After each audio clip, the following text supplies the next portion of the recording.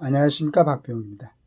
어제 제가 중국은 콰이카이, 한국은 만만디라고 한번 올린 적이 있었는데, 물론 이제 신문에서 정리를 해놨으니까, 우리도 한번 봐야 되겠다. 이걸 한번 생각해 봐야 되겠다. 이런 이제 마음을 갖고 올렸었는데, 오늘 조선일보에서 아마 지금 마음이 좀 급한 것 같아요. 사설을 올려놨습니다. 중에 이미 추월당한 한국, 격차 더 커질 수밖에 없는 이유, 이렇게 해가지고 정리를 해놨습니다. 무역협회 의뢰로 중국에서 활동하는 한국 기업인 30명을 심층 인터뷰한 보고서 초안에서 반도체를 빼면 중국이 한국을 다 따라잡았거나 추월했다는 결론을 냈다고 한다.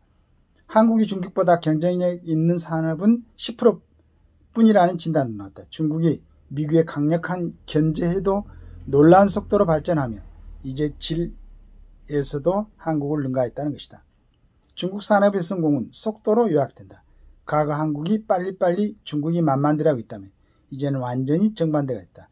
중국 전기차 제조사가 신차를 만드는 데 걸리는 시간은 18시간에서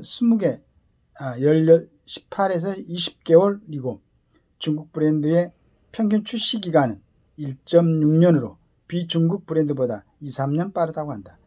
중국 특유의 996 근무제, 오전 9시 출근, 밤 9시 퇴근, 주 6일 근무 덕분이다.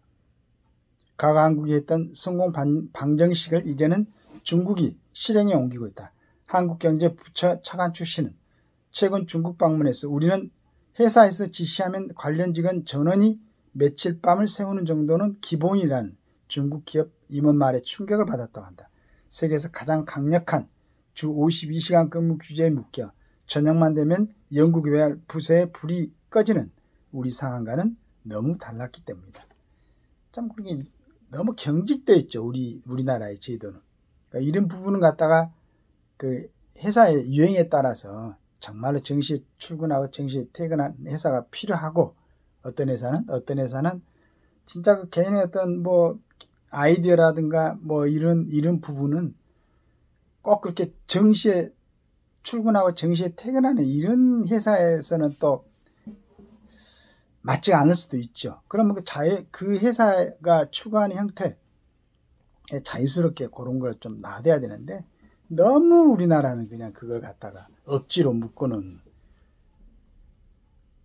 그런 부분이 있습니다.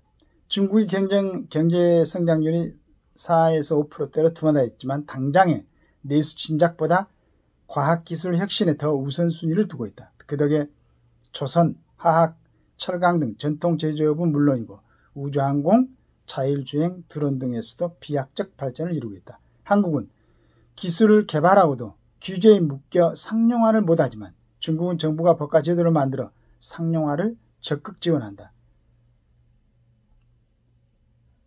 저는 가끔씩 중국을 중공이라고 표현하고 공산주의 정권, 그 다음에 굉장히 경직된 사회, 그냥 북한처럼 몇몇 일부 어떤 특권층만 누리고 나머지는 굉장히 고생하는 우리 지금 북한의 주민들처럼. 그런데 중국이 강력한 어떤 주체들의 힘으로서 드라이브를 거니까 많은 부분에서 굉장히 빠른 속도로 집중해서 그렇게 또 성장하는 것 같습니다.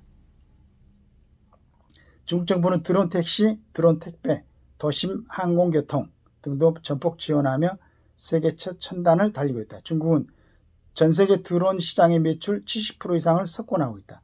2007년부터 드론 배달 서비스를 해온 온라인 음식 배달업체 메이탄은 중국 대도시에 31개 드론 노선을 구축하고 누적 주문량이 30만 건을 초과했다. 우리가 온갖 규제 때문에 만만디 나라가 된 사이 거대한 중국이 혁신을 향해 가공할 속도로 달리고 있다.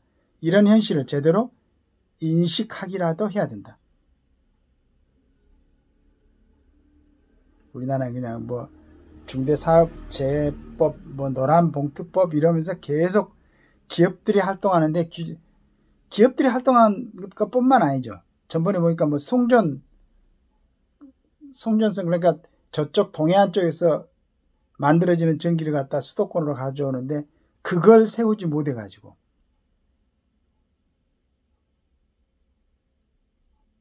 그러니까 이런 부분이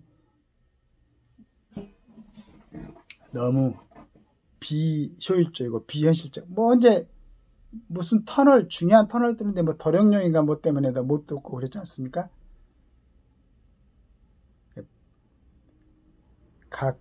물론 중요하죠. 뭐 이렇게 환경도 중요하고 여러 가지 중요한데, 그러나 전 국가적으로 우리 대한민국이 좀 제대로, 그러니까 요즘은 뭐 참 이웃끼리도 경쟁도 하지만은 국가의 규모로 경쟁을 하는 그런 세상이 됐지 않습니까?